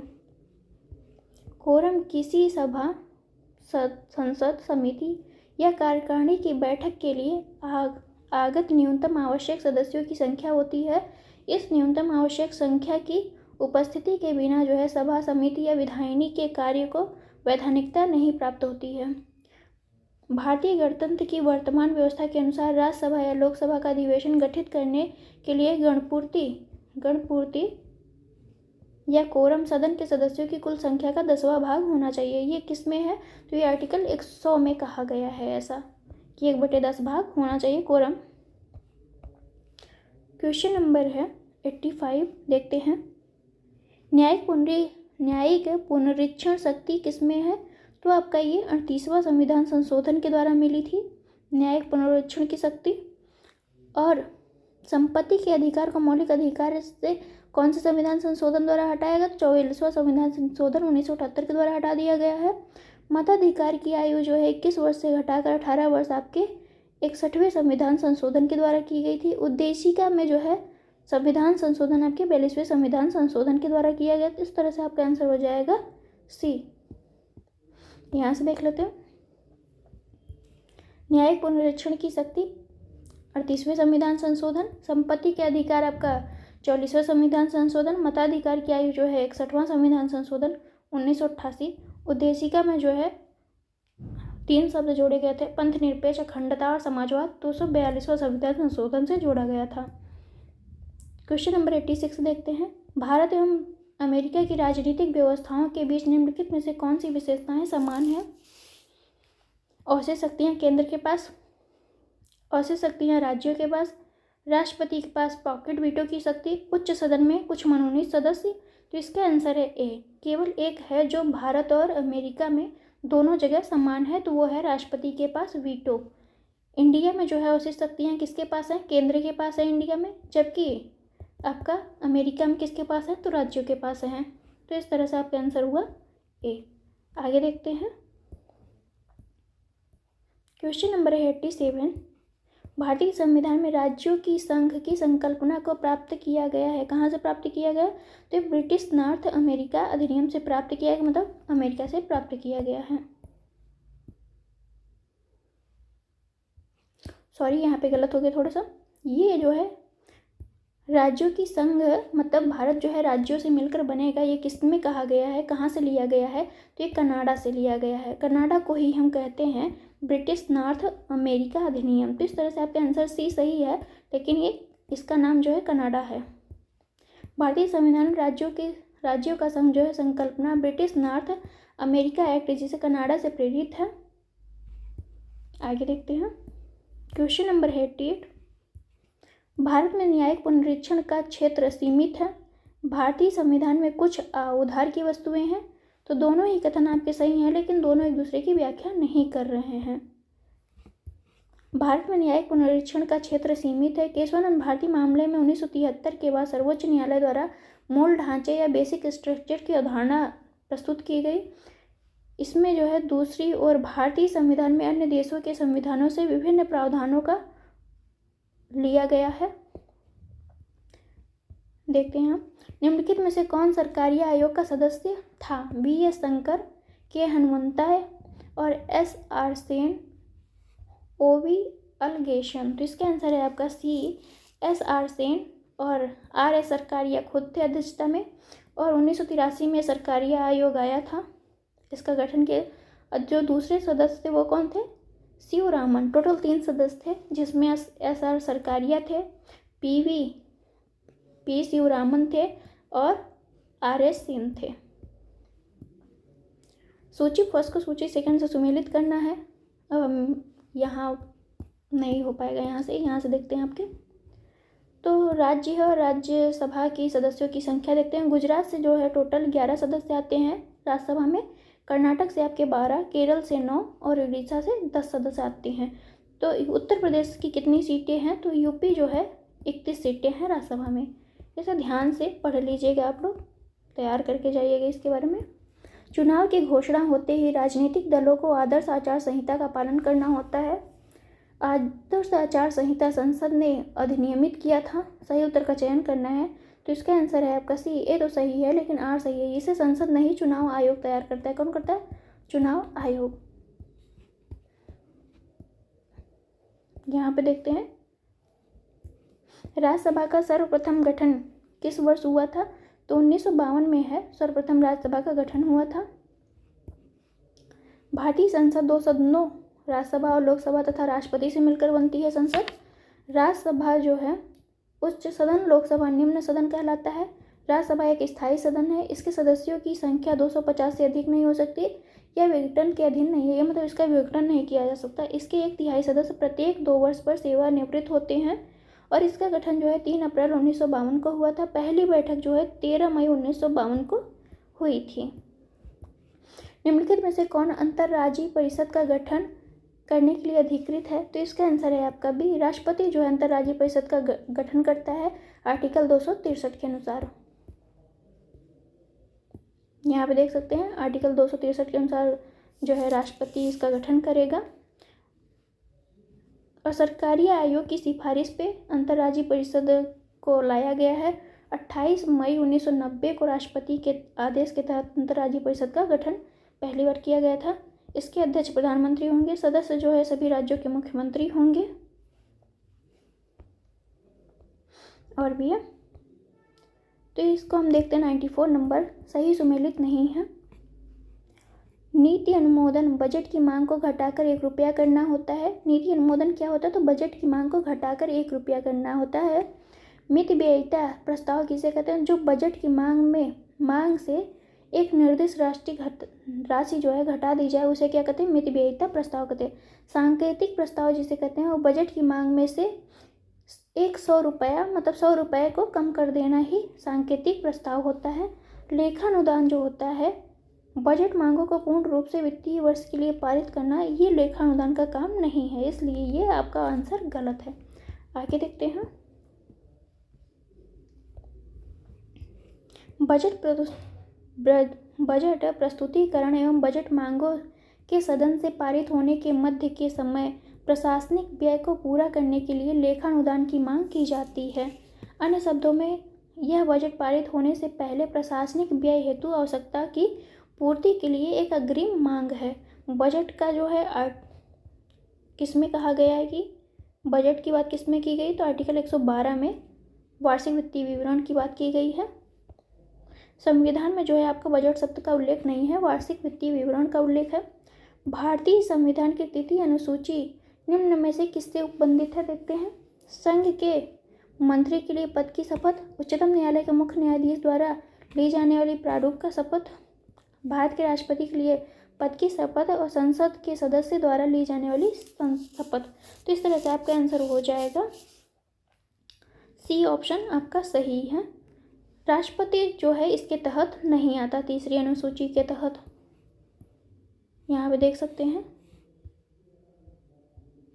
संविधान की तृतीय अनुसूची में शपथ या प्रतिज्ञान से संबंधित है। इसमें गोपनीयता की शपथ ली जाती है, तो इन सभी के द्वारा ली जाती है। एक बार देख लीजिएगा। राष्ट्रपति क्या करता है? राष्ट्रपति द्वारा जो है शपथ ली जाती है वो आर्टिकल 60 के अनुसार ली जाती है, न कि अनुसूची 3 के अनुसार ली जाती है। प्रोटेम स्पीकर समानतः किसे नियुक्त किया जाता है? पिछली लोकसभा के अध्यक्ष को, पिछली लोकसभा के उपाध्यक्ष को, नवनिर्वाचित लोकसभा के वरिष्ठतम सदस्यों में से एक को, तो इसी को नियुक्त किया जाता है। जो लोकसभा में सबसे ज़्यादा वरिष्ठ सदस्य होता है उसी को जो है प्रोटेम स्पीकर नियुक्त किया जाता है। ये क्या करता है? सदस्यों को क्या करता है? शपथ दिलाता है और अध्यक्ष की नियुक्ति करता है, फिर हट जाता है। निम्नलिखित में से कौन संविधान के आर्टिकल 21 के दायरे में नहीं आता है? एक चिकित्सक द्वारा घायल को चिकित्सीय सहायता, कार्यस्थल पर महिलाओं का लैंगिक उत्पीड़न, पानी की गुणवत्ता को दूषित करना, मृत्यु दंड। तो इसका आंसर है आपका डी। आर्टिकल 21 के तहत मृत्यु दंड नहीं दिया जाता है। क्वेश्चन नंबर है 98। निम्नलिखित में से कौन सा एक क्षेत्रीय परिषदों का लक्षण नहीं है? यह एक संवैधानिक संस्था है। तो क्षेत्रीय परिषदें जो हैं वो संवैधानिक संस्था नहीं है, वो अधिनियम के द्वारा एक बनाई गई हैं, जिससे 5 क्षेत्रीय परिषदों का गठन किया गया है। संसद के अधिनियमों के द्वारा बनाई गई हैं। राज्यों के पुनर्गठन अधिनियम 1956 के तहत जो है 5 क्षेत्रीय परिषदों का गठन किया गया था। यह यद्यपि चंडीगढ़ राज्य नहीं है, फिर भी यह क्षेत्रीय परिषद के रूप में शामिल किया गया। यह एक परामर्शदात्री संस्था है। तो इस तरह से ए आपका सही नहीं है, बाकी सभी सही हैं। यहाँ पे देखते हैं, भारत एक लोकतांत्रिक देश है, भारत का अपना एक संविधान है। यहाँ पे देख लेते हैं आप, तो दोनों ही कथन आपके सही हैं और दोनों बस एक दूसरे की व्याख्या नहीं कर रहे हैं। बी ऑप्शन सही है आपका। क्वेश्चन नंबर 100 देखते हैं। निम्नलिखित में से कौन संसद सदस्यों का सामूहिक विशेषाधिकार नहीं है? चर्चा एवं प्रक्रिया की स्वतंत्रता, संसद के आंतरिक विषयों के संचालन का अधिकार, साक्षी के रूप में उपस्थिति स्वतंत्रता और अपरिचितों को सदन से बाहर रखने का विशेषाधिकार। तो इसका आंसर है आपका सी। साक्षी के रूप में उपस्थिति से स्वतंत्रता नहीं है। सदस्यों के सामूहिक विशेषाधिकार के तहत ये नहीं आता है। मान लीजिए किसी की किसी का भी एक सपोज कर लीजिए कि ये किसी की मृत्यु करके आए हैं, किसी को मार के आए हैं और इनको जो है साक्षी के रूप में प्रस्तुत न किया जाए, तो ऐसा नहीं होगा।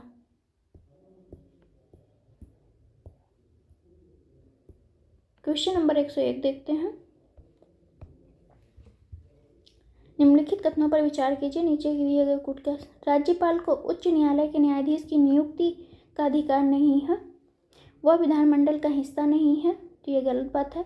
वो विधानमंडल का हिस्सा है। उन्हें विधान परिषद में कुछ सदस्यों को मनोनीत करने का अधिकार है, ये भी सही है। उसके पास कोई न्यायिक शक्ति नहीं है, तो इसका आंसर है आपका बी। 1 और 3 जो है सही है। 1 और 3। राज्यपाल को जो है उच्च न्यायालय के न्यायाधीश को नियुक्त करने की आपका क्या है, शक्ति है। और राज्यपाल के पास आपका नियुक्ति के लिए न्यायिक शक्ति भी उसके पास है। राज्यपाल के पास न्यायिक नियुक्ति शक्ति है, विधानमंडल का हिस्सा भी है वो। तो यहाँ पे देखते हैं, यहाँ पे हम देखेंगे राज्यपाल को उच्च न्यायालय के न्यायाधीश की नियुक्ति का अधिकार नहीं है, तो ये बात सही है। और आपका उन्हें कुछ सदस्यों को मनोनीत करने का अधिकार है, तो बिल्कुल है। विधानमंडल का राज्यपाल हिस्सा है, इसलिए ये गलत है क्योंकि यहाँ पे नहीं शब्द का प्रयोग किया गया। उसके पास कोई न्यायिक शक्ति नहीं है, तो ये भी उसके पास न्यायिक शक्ति है। देख लेते हैं यहाँ से। आर्टिकल 217 के अनुसार उच्च न्यायालय के न्यायाधीश की नियुक्ति राष्ट्रपति द्वारा भारत के मुख्य न्यायाधीश तथा उस राज्य के राज्यपाल के परामर्श द्वारा किया जाता है।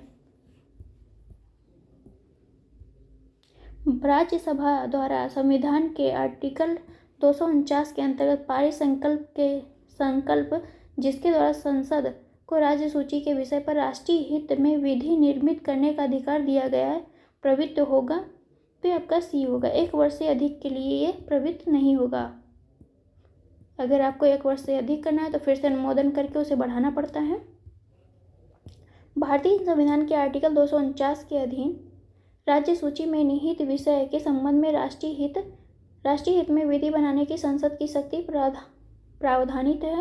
राज्यसभा द्वारा संविधान के आर्टिकल 249 के अधीन पारित संकल्प जिसके द्वारा संसद राज्य सूची के विषय पर राष्ट्रीय हित में विधि निर्मित करने का अधिकार रखा गया है, वो 1 वर्ष से अधिक के लिए 1 वर्ष तक प्रवृत्त रहेगा। 1 वर्ष से अधिक करना है तो आपको फिर से अनुमोदन करना। क्वेश्चन नंबर 103, निम्नलिखित में से कौन एक वर्ल्ड इकोनॉमिक फोरम द्वारा ग्लोबल जेंडर गैप इंडेक्स वैश्विक लिंग सूचकांक के आकलन हेतु प्राचल के रूप में प्रयुक्त नहीं होता है? तो इसका आंसर है आपका डी। स्वास्थ्य, आर्थिक स्थिति और शिक्षा का प्रयोग जो है इसके मापन के लिए किया जाता है। वर्ल्ड इकोनॉमिक फोरम द्वारा ग्लोबल जेंडर गैप इंडेक्स का आकलन संबंधित रिपोर्ट जारी की जाती है। इसके मापदंड हैं आपके आर्थिक भागीदारी और अवसर, शैक्षिक उपलब्धता, स्वास्थ्य एवं उत्तरजीविता, राजनीतिक सशक्तिकरण। ग्लोबल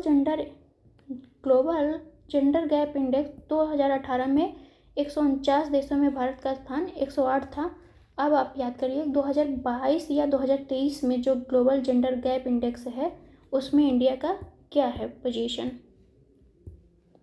निम्नलिखित में से समन्वित बाल विकास सेवा योजना के अंतर्गत कौन सी प्रदान नहीं होती है? पूरक आहार, रोग प्रतिरक्षण, बच्चों को निःशुल्क पुस्तकों एवं विद्यालय पोषक का वितरण, 3 से 6 वर्ष की आयु के बच्चों को स्वास्थ्य एवं पोषण।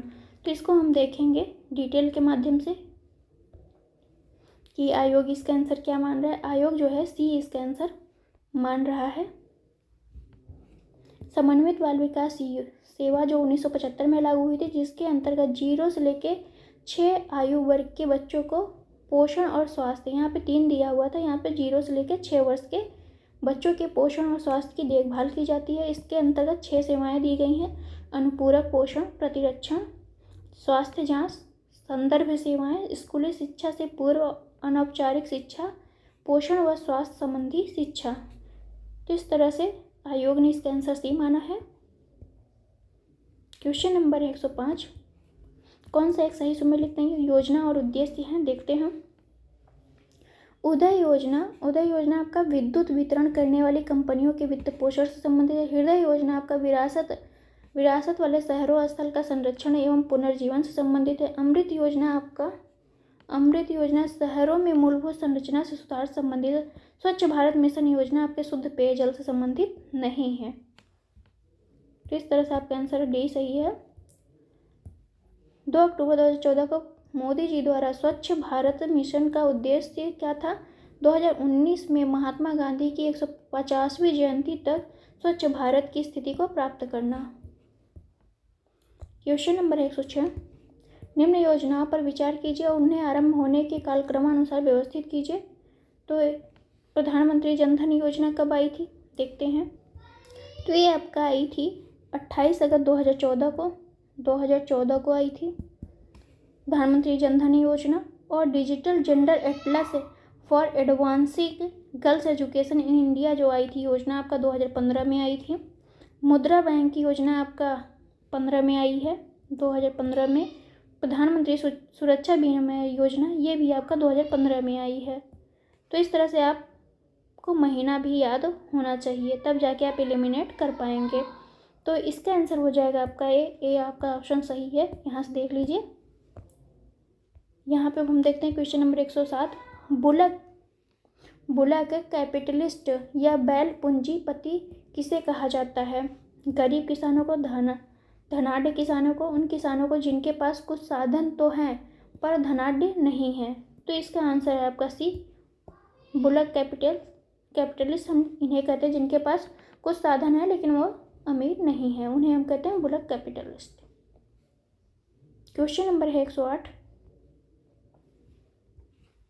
विश्व स्वास्थ्य संगठन WHO के अनुसार 1993 में विश्व में 16.5 मिलियन मृत्यु छुआछूत की बीमारियों के कारण हुई थी। स्वास्थ्य नियोजन के बिना नगरीकरण के इस प्रकार की बीमारियां फैलती हैं। तो इसका आंसर है आपका बी। ए भी सही है, आपका बी भी सही है, बस व्याख्या नहीं कर रहे हैं दोनों एक दूसरे के। यहाँ पे देख लेते हैं। विश्व स्वास्थ्य संगठन की वर्ष 1995 की रिपोर्ट में छुआछूत जनित बीमारियों की गंभीरता को दर्शाते हुए 1993 में इन बीमारियों से 16.5 मिलियन लोगों की मृत्यु को रेखांकित किया गया था। इन बीमारियों के प्रसार एवं प्रभावशीलता में वृद्धि हेतु अनियोजित नगरीकरण को प्रमुख उत्तरदायी ठहराया गया था, क्योंकि अनियोजित नगरीकरण से अस्वच्छता बनी रहती है जो छुआछूत से उत्पन्न होने वाली बीमारियों का प्रसार होता रहता है। तो क्वेश्चन नंबर है 109, ब्रिक्स देशों द्वारा कौन सा बैंक चीन में स्थापित है? तो ये आपका हो जाएगा न्यू डेवलपमेंट बैंक आपका चीन में स्थापित है। इसका मुख्यालय आपका बीजिंग में है, संघाई बीजिंग। जुलाई 2014 में फोर्टालेजा ब्राजील में आयोजित छठे ब्रिक्स शिखर सम्मेलन में ब्रिक्स देशों के नेताओं ने न्यू डेवलपमेंट बैंक की स्थापना हेतु एक समझौते पर हस्ताक्षर किए। इस बैंक का मुख्यालय आपका संघाई चीन में स्थित है। भारत के वीके कामत इस बैंक के अध्यक्ष उस टाइम पे थे, लेकिन अब कौन है? अब आप लोग देख लीजिएगा, अपना करंट अफेयर्स अपडेट करिए। भारत सरकार द्वारा आरंभ की गई निम्नलिखित योजनाओं को समयानुक्रम में व्यवस्थित कीजिए और नीचे दिए गए कोड के माध्यम से सही उत्तर का चयन करिए। तो हम इसको देखते हैं डायरेक्ट यहाँ से। सुकन्या समृद्धि योजना आपको 22 जनवरी 2015 से शुरू की गई। अटल पेंशन योजना आपको 9 मई 2015 को शुरू की गई थी। मेक इन इंडिया कार्यक्रम 2014 में 25 सितंबर। प्रधानमंत्री जनधन योजना 28 अगस्त 2014 से की गई थी। तो इस तरह से हम देखेंगे क्वेश्चन नंबर 111, सामाजिक सुरक्षा अधिनियम 2008 के अंतर्गत प्रारंभ की गई राष्ट्रीय स्वास्थ्य बीमा योजना आच्छादित करती है। तो ये केवल असंगठित क्षेत्र के श्रमिकों के लिए आच्छादित करती है। सामाजिक सुरक्षा अधिनियम 2008 के अंतर्गत प्रारंभ की गई राष्ट्रीय स्वास्थ्य बीमा योजना केवल असंगठित क्षेत्र के श्रमिकों को आच्छादित करती है। यह 1 अप्रैल 2015 को इस योजना के कार्यान्वयन के जिम्मेदार स्वास्थ्य एवं परिवार कल्याण मंत्रालय द्वारा सौंप दी गई है। अगला क्वेश्चन देखते हैं।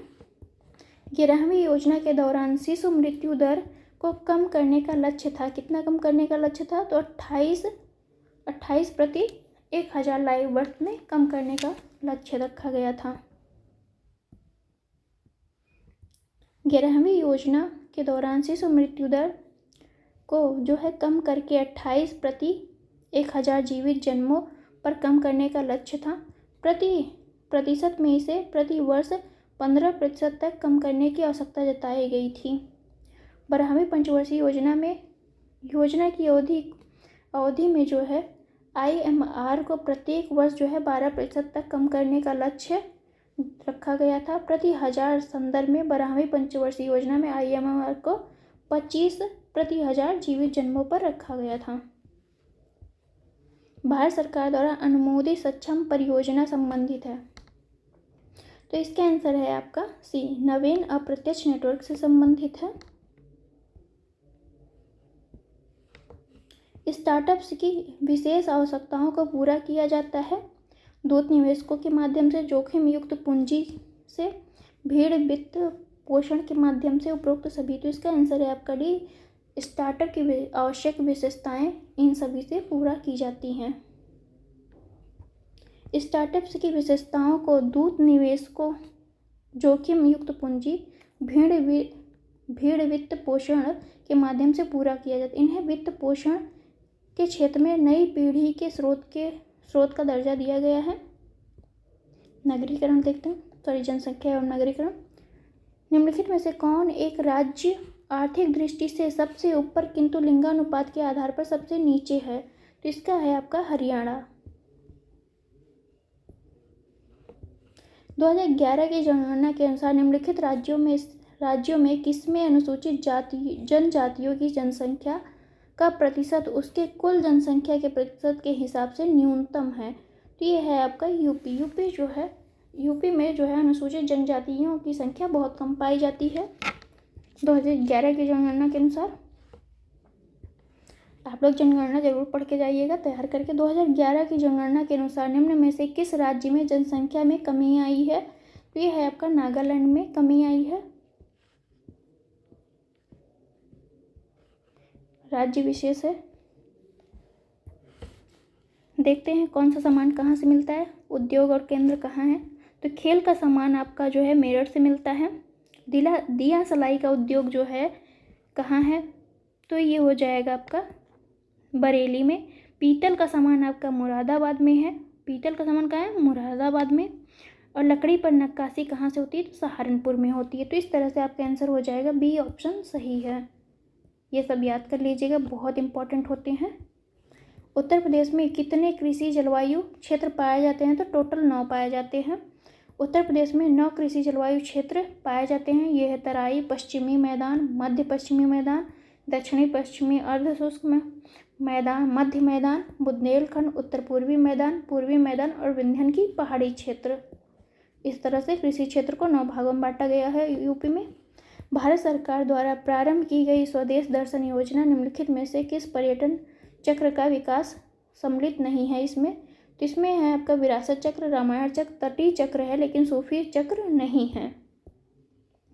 ये योजना है आपकी वर्ष जनवरी 2015 में पर्यटन मंत्रालय भारत सरकार द्वारा स्वदेश दर्शन योजना का शुभारंभ किया गया। इस योजना का प्रमुख उद्देश्य विविध थीम आधारित पर्यटक परिपथों एवं तीर्थस्थलों में विश्व स्तरीय आधारभूत संरचना का विकास करना।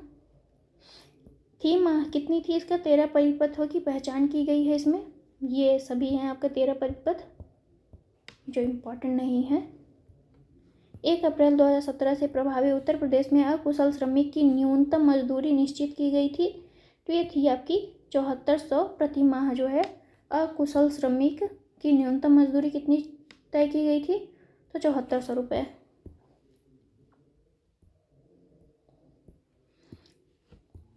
नेशनल फैमिली हेल्थ सर्वे अब 5 नंबर आ चुका है, उसको देख लीजिएगा, ये इम्पोर्टेंट नहीं है आपके लिए।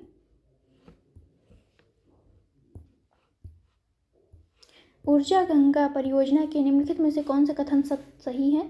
गैस पाइपलाइन परियोजना, इसे अक्टूबर 2016 में आरंभ किया गया है। तराई से भारत तक फैली हुई है, यह ईरान से भारत तक फैली हुई है। सही उत्तर का चयन करना है। तो देखते हैं इसका आंसर है बी। बी में आपका क्या ले रहा है देख लेते हैं। तो बी में है 1 और 2 सही हैं आपके, जबकि तीसरा आपका सही नहीं है। तीसरा क्यों नहीं सही है यहाँ से देखते हैं। 24 अक्टूबर 2016 को प्रधानमंत्री मोदी ने वाराणसी में जो है ऊर्जा गंगा गैस पाइपलाइन परियोजना का शिलान्यास किया। ऊर्जा गंगा परियोजना के अंतर्गत 2540 किलोमीटर लंबी जगदीशपुर हल्दिया एवं बोकारो धामरा प्राकृतिक गैस पाइपलाइन का निर्माण किया जाना है। यह परियोजना पूर्ण होने पर उत्तर प्रदेश, पश्चिम बंगाल, बिहार, उड़ीसा, झारखंड राज्य को प्राकृतिक गैस की आपूर्ति करने में सक्षम होगी। क्वेश्चन नंबर है 124। ये है 2015-16 का सर्वेक्षण। तो आपको तैयार करना है 2022-23 का आर्थिक सर्वेक्षण। ये भी है आपका 2017 का करंट अफेयर्स। तो आप समझ लीजिए आपके लिए कितना इम्पोर्टेंट है करंट अफेयर्स। सतत विकास लक्ष्य पूछा है आपका। ये सभी आपके करंट अफेयर्स ही हैं। G20 शिखर सम्मेलन अभी कहाँ हुआ है इसके बारे में भी तैयार कर लीजिएगा, क्योंकि करंट अफेयर्स में आपके पूछा जा सकता है। ये उस टाइम के क्रिकेट अंतर्राष्ट्रीय क्रिकेट के बारे में पूछा गया है। ये भी उसी टाइम पे निर्धारित ढोला सादिया पुल कहाँ बना है, तो ये कितना किलोमीटर लंबा है 9.15 मीटर। ये है कहाँ, असम में भूपेन हजारिका सेतु में बना हुआ है। तो ये देख लीजिएगा। भारत की प्रथम सेमी हाई स्पीड ट्रेन तेजस चली थी, कब चली थी, कहाँ से कहाँ तक चली थी, तो ये आपका मुंबई से लेकर करमाली के बीच चली थी, 2017 में चली थी।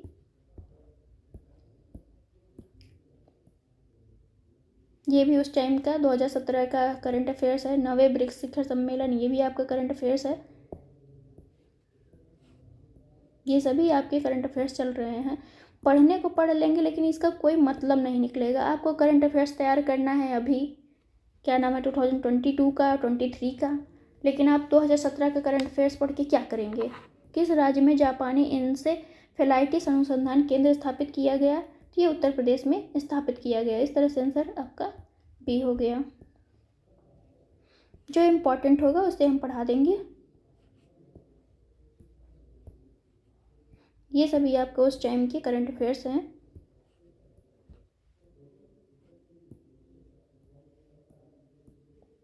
विविध में अब हम स्टार्ट करते हैं। देखते हैं निम्नलिखित में से किस वर्ष में संयुक्त राष्ट्र संघ ने परम गरीबी की परिभाषा अंगीकृत की है। तो 1995 में जो है संयुक्त राष्ट्र ने परम गरीबी की परिभाषा को अपनाया है। देखते हैं 1995 में कोपेनहेगन डेनमार्क में आयोजित सामाजिक विकास के लिए विश्व शिखर सम्मेलन में संयुक्त राष्ट्र ने गरीबी को 2 रूपों में परिभाषित किया, परम गरीबी और समग्र गरीबी। अब देखते हैं इसमें क्या।